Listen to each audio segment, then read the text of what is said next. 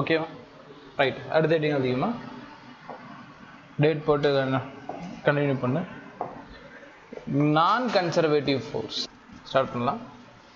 நான் conservative force. சரி, what is non conservative force? சரி சார் வந்து பார்த்தீங்கன்னா ஒரு பாக்ஸ் ஒன்று எடுத்துக்கிறேன். இப்போ இந்த பாக்ஸ் வந்து பார்த்தீங்கன்னா ஸ்ட்ரெயிட் லைனில் ட்ராவல் பண்ணி இந்த இடத்துல எடுத்து வச்சிட்டார். ஸோ இதுதான் அதோட பாத், ஸ்ட்ரெயிட் லைன் பாத். இந்த பாத்தில் கொடுக்கப்பட்ட ஃபோர்ஸ் ஒரு நான் கன்சர்வேட்டிவ் ஃபோர்ஸ்னு எடுத்துக்கிறேன். அப்படின்னா என்ன தெரியுமா அர்த்தம்? நாங்கள் ஒரு 5 நியூட்டன் கொடுத்துருப்பேன் கால்குலேட் பண்ணி. ஆனால் அந்த 5 நியூட்டன் என்ன இருக்காது, இங்கே போகிறதுக்கு 10 இருக்காது, நடுவில் எக்ஸ்ட்ரா ஏதாவது நியூட்டன் கொடுத்துருப்போம், அவ்வளோதான். அப்புறம் என்ன ஆயிடுச்சு, நான் ஏன் எக்ஸ்ட்ரா ஃபோர்ஸ் கொடுத்துருக்கேன் அப்படி கேட்டேன்னா, இங்கே இருக்க ஃபோர்ஸ் கவனிக்கணும், காலையில் பிரிஸ்காக கவனிக்கணும், இல்லை நிற்க வச்சிடும் பார்த்துக்க. ஸோ நான் கன்சர்வேட்டிவ் ஃபோர்ஸ்னால் 5 நியூட்டன். அந்த 5 நியூட்டன் டோட்டலாக பத்தாமல் எக்ஸ்ட்ரா நியூட்டன் கொடுத்துருப்பேன். அதனால தான் அது எங்கே போயிடுச்சு, இங்கே ரீச் ஆச்சு. அப்படி சுச்சுவேஷன் இருந்துச்சுன்னா இந்த ஃபோர்ஸ் நான் கன்சர்வேட்டிவ் ஃபோர்ஸ். சரி, இப்போ இன்னொரு பாத்து எடுத்துக்கிறேன். இது சீக்கிரமாக தீந்துடும், ஏன்னா இந்த பாத்து நீளமாக இருக்கனால சீக்கிரமாகவே ஃபோர்ஸ் தீந்துடும். அப்போ அங்கங்கே நான் என்ன பண்ணணும், பாக்ஸுக்கு எக்ஸ்ட்ரா ஃபோர்ஸ் கொடுக்கணும். இப்போ பாரு என்ன சார் ஆச்சு, சும்மா வளைஞ்சு. ஸோ இங்கேயே தீர்ந்துருக்கும் எக்ஸ்ட்ரா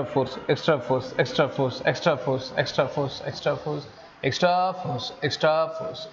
இந்த பாத்தில் என்ன சார் நடந்திருக்கு அப்படின்னு கேட்டேன்னா, எனக்கு இந்த பாத்தை பொறுத்த வரைக்கும் அதிகமான கன்சர்வேட்டிவ் ஃபோர்ஸ் கொடுத்துருப்பேன். அப்போது இங்கே நீங்கள் முழுசாக பார்த்தோன்னா பாத்துன்னே சொல்லிட்டு வரோம். அப்போ பார்த்த பொறுத்து தான் நான் கன்சர்வேட்டிவ் ஃபோர்ஸ் இருக்கும், சரியா? அப்போ இந்த இடத்துல ஒரு நோட் போட்டு எழுதிக்கலாமா? இப்போ என்ன நோட் அப்படின்னு நம்ம எழுத போகிறோம் அப்படின்னு பார்த்தோம்னா, கவனம் எழுதிக்கலாமா? Non conservative force depends on பாத்தை டிபெண்ட் பண்ணியிருக்கும். சரி, இது நல்லா ஞாபகம் வச்சுக்கணும். இனிஷியல் அண்ட் ஃபைனல் அப்படிங்கலாம் கிடையாது, பாத்து தான் இதுக்கு தேவை. அந்த பாத்தை பொறுத்து அதிகமான ஃபோர்ஸ் வந்து பார்த்தீங்கன்னா இதுக்கு செலவாகும். ஆனால் கன்சர்வேட்டிவ் ஃபோர்ஸ் அப்படிங்கிறது அப்படி கிடையாது. Unlike conservative force, non conservative force depends on path. So அழிவின்மை விசையை போல் இல்லாமல் அழிவு விசை இல்லையா, மாறுபடு விசைன்னு சொல்லுவாங்க. இது எது வேணால் சொல்லலாம், சேமிக்கப்படா, பாதுகாக்கப்படா அப்படி கூட சொல்லுவாங்க. தமிழில் நிறைய வார்த்தை இருக்குது. ஸோ அந்த மாதிரி விசை வந்து பார்த்தீங்கன்னா எனக்கு பார்த்து டிபெண்ட் ஆகிருக்கும். ஸோ இது மூலமாக ஒரு ஒர்க் டன் நடைபெற்றுச்சுன்னா, ரித்திக் இது மூலமாக ஒரு ஒர்க் டன் நடந்துச்சு அப்படின்னா எனக்கு அந்த இடத்துல ஒர்க் டன் அப்படிங்கிறது சேமாக இருக்காது. கண்டிப்பாக ஒர்க் நடக்கும், ஃபோர்ஸ் இருந்தால் ஒர்க் நடக்கும். ஃபார் எக்ஸாம்பிள், இது பாத் நம்பர் 1, இது பாத் நம்பர் 3, இது பாத் நம்பர் 2 அப்படி எடுத்தோன்னா இதில் செய்யக்கூடிய ஒர்க் டன் அப்படிங்கிறதும், ரெண்டாவது பாத்தில் செய்யக்கூடிய ஒர்க் டன் அப்படிங்கிறதும், மூணாவது பாத்தில் நடந்த ஒர்க் டன் அப்படிங்கிறதும் ஈக்குவல் கிடையாது.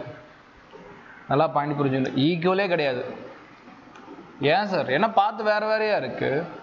வேற பாத்துல நான் கன்சர்வேட்டிவ் ஃபோர்ஸ் வேற ஒர்க் தான் செஞ்சிருக்கு. ஏன்னா அங்கங்க நீ என்ன பண்ற, எக்ஸ்ட்ரா ஃபோர்ஸ் கொடுக்குற. Extra force means extra work.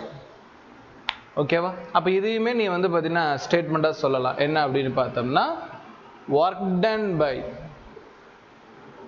Done by non conservative force will depends on path. சரியா? ஒரு பாத்தை தான் இது டிபெண்டாக இருக்கும் அப்படிங்கிறது பாயிண்ட். நல்லா ஞாபகம் வச்சுக்கணும். சரி சார், இது எனக்கு ஓகே, அண்டர்ஸ்டாண்ட். ஒரு சர்க்குலர் மோஷன் எடுத்துக்க. பாக்ஸ் இங்கே இருக்கு.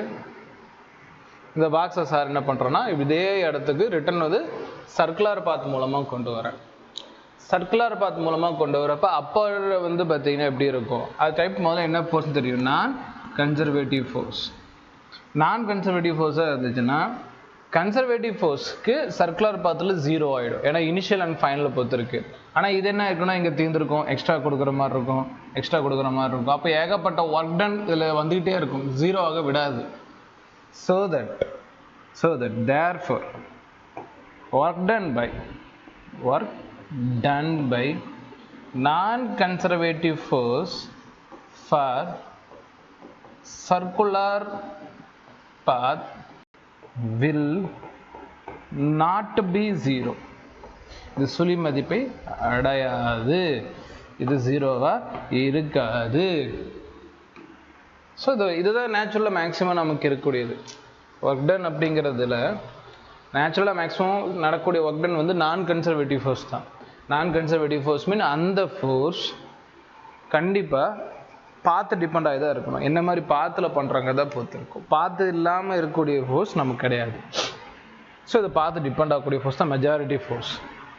நமக்கு எக்ஸாம்பிள் ஃபார் நான் கன்சர்வேட்டிவ் ஃபோர்ஸ், எக்ஸாம்பிள் ஃபார் நான் கன்சர்வேட்டிவ் ஃபோர்ஸ் யார் சார் சொல்லலாம்னா, ரெண்டு மேக்ஸிமம் சொல்லலாம். Friction force. கண்டிப்பாக அந்த பாத் வந்து ரொம்ப ரஃப்பாக இருந்துச்சுன்னா, அந்த பாத் வந்து சார் ரொம்ப ரஃப்பாக இருக்குது, போகிறதுக்கு கஷ்டமாக இருக்குது அப்படின்னா அந்த இடத்துல வந்து நிறைய ஒர்க் டன் கொடுத்தா ஆகணும். நான் இனிஷியலில் கொடுக்குற ஃபோர்ஸ் வேலைக்காகாது, அந்த பாத்துக்கும் நான் எக்ஸ்ட்ரா ஃபோர்ஸ் கொடுத்தாகணும். எக்ஸ்ட்ரா ஃபோர்ஸ் மீன்ஸ் அந்த இடத்துல நான் கன்சர்வேட்டிவ் ஃபோர்ஸ்ன்னு நம்ம புரிஞ்சுக்கணும். ரெண்டாவது வந்து ஏர் ட்ராக் ஃபோர்ஸ். இப்போ ஒரு குறிப்பிட்ட பொருளை வானத்துலேருந்து கீழே போடுறேன் அப்படின்னா, ஒரு குறிப்பிட்ட பொருளை வானத்துலேருந்து கீழே போடணும், அது பாட்டு கீழே வரணும். ஆனால் நடுவில் நிறைய ஏர் பார்ட்டிகள் என்ன பண்ணும், அதை மோதும். அதுக்காக அது என்ன பண்ணும், ஏகப்பட்ட ஃபோர்ஸை செலவழிக்கும். நிறைய ஏர் பார்ட்டிகள் அதை மோதும். அப்போ அந்த இடத்துலையுமே ஏகப்பட்ட ஃபோர்ஸ் வந்து வீணாக போகும். அப்போ இதெல்லாம் என்னது, இனிஷியல் அண்ட் ஃபைனல் தான். ஆனால் அந்த இனிஷியல் ஃபைனலில் வந்து போகிறதுக்கு முன்னாடியே நடுவில் நிறைய ஃபோர்ஸ் வந்து பார்த்திங்கன்னா வீணாக போகிறோம். அதனால இது ரெண்டு மேக்ஸிமம் வந்து பார்த்திங்கன்னா நான் கன்சர்வேட்டிவ் ஃபோர்ஸ் சொல்கிறாங்க. நேச்சுரலாக அதிகபட்சமாக எல்லாமே நான் கன்சர்வேட்டிவ் ஃபோர்ஸ் தான். நம்ம கொடுத்தது ஃபைனல் வரைக்கும் போகாது. நடுவில் ஏதாவது ஒரு விஷயம் வந்து அதை வேஸ்ட் ஆக்கிரும். முக்கியமாக ஃப்ரிக்ஷன் ஃபோர்ஸ் வந்து அதை வேஸ்ட் ஆக்கிரும். ஏன்னா நம்மக்கிட்ட கிடைக்கிறது எல்லாமே ரஃப் சர்ஃபேஸ் இல்லையா, ஏர் பார்ட்டிக்கல். நம்ம இருக்கிறதுல ஏர் சிஸ்டத்துக்குள்ளே தான் இருக்கிறோம்.